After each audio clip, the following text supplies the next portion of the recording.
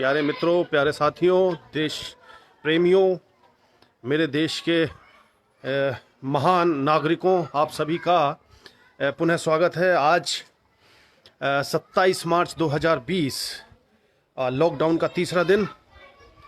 और आज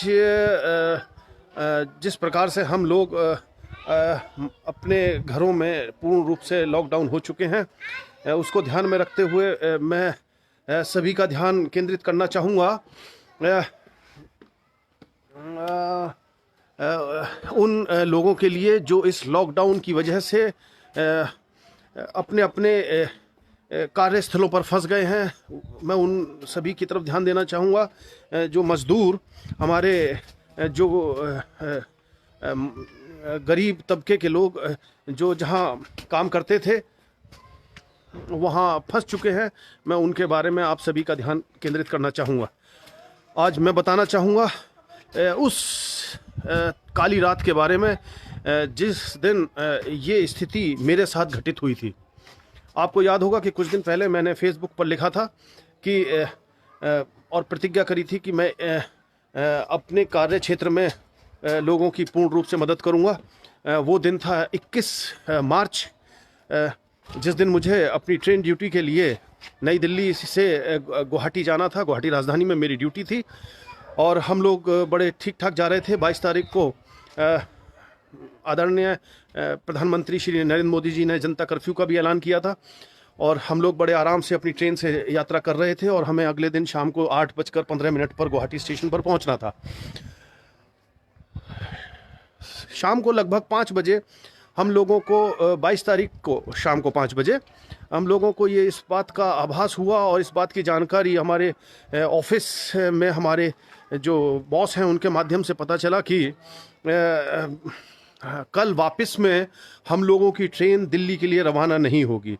मैं यहाँ आपको बता दूं कि हमारी गुवाहाटी राजधानी सुबह 7 बजे गुवाहाटी से दिल्ली के लिए वापसी होती है, तो हम लोगों को 23 तारीख को वापस लौटना था।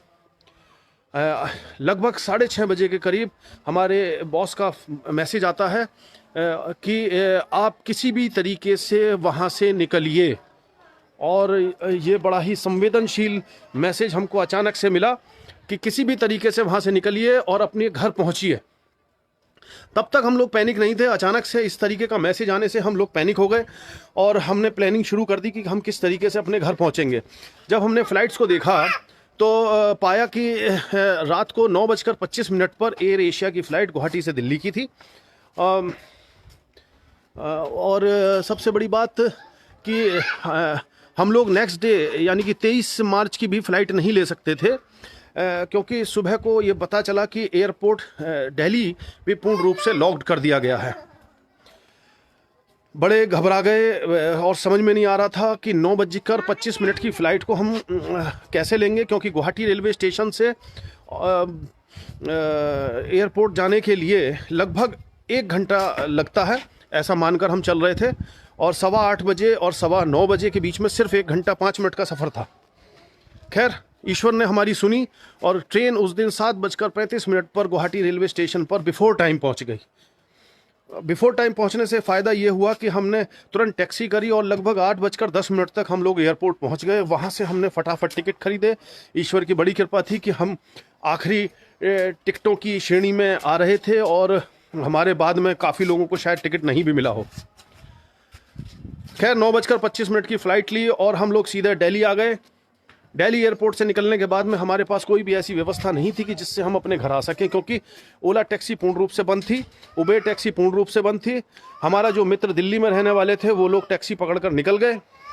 मैं और मेरा एक साथी श्री अजय डबास जी, जिनके पास अपनी कार थी जो कि न्यू दिल्ली रेलवे स्टेशन पर खड़ी थी, हम दोनों ही रह गए। साथ में हमारे मित्र दिलबाग सिंह जी और जो बहादुरगढ़ को जिनको जाना था, बहादुरगढ़ के लिए भी कोई टैक्सी उपलब्ध नहीं हो पा रही थी।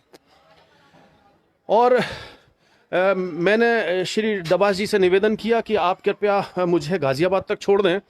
तो उन्होंने मेरी इस प्रार्थना को सुनते हुए मुझे गाज़ियाबाद ड्रॉप करने का निर्णय लिया। और जब हम गाज़ियाबाद में पहुंच रहे थे तो आप यकीन नहीं करेंगे कि सड़कें पूर्ण रूप से सुनसान थीं और सैकड़ों लोग पैदल चले जा रहे थे।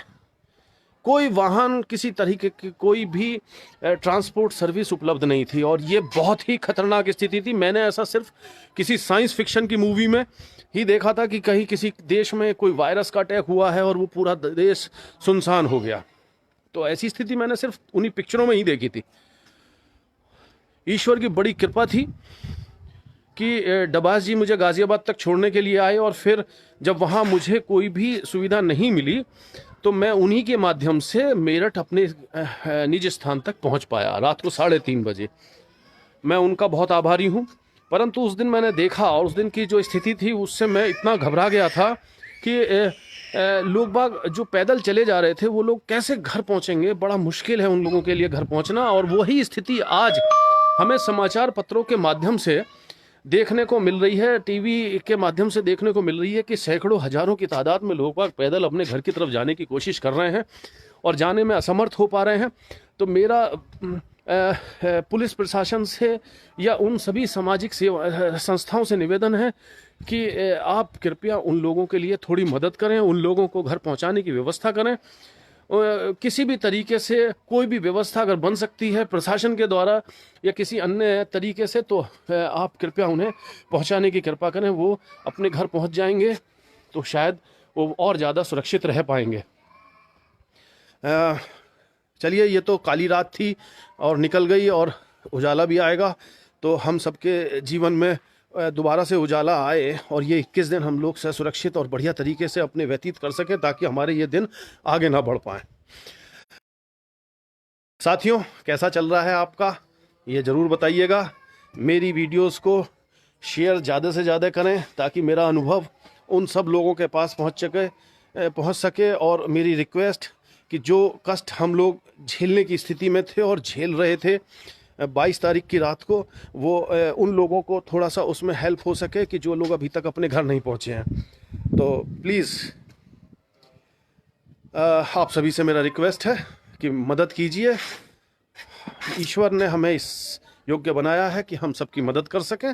आसपास में रहने वाले गरीबों की मदद करें, जिनको पास भोजन नहीं है उन्हें भोजन पहुंचाने की व्यवस्था करें। परंतु प्रशासन के माध्यम से स्वयं कोशिश ना करें। स्वयं कोशिश करने से हो सकता है कि आप संक्रमित हो जाएं। लॉकडाउन का पूरी तरीके से पालन करें।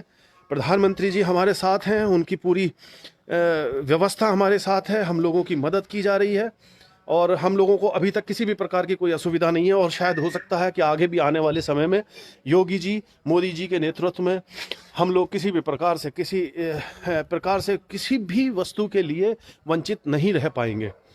इसलिए आप सभी से निवेदन है, कृपया सुरक्षित रहें और सुरक्षित रखें। धन्यवाद।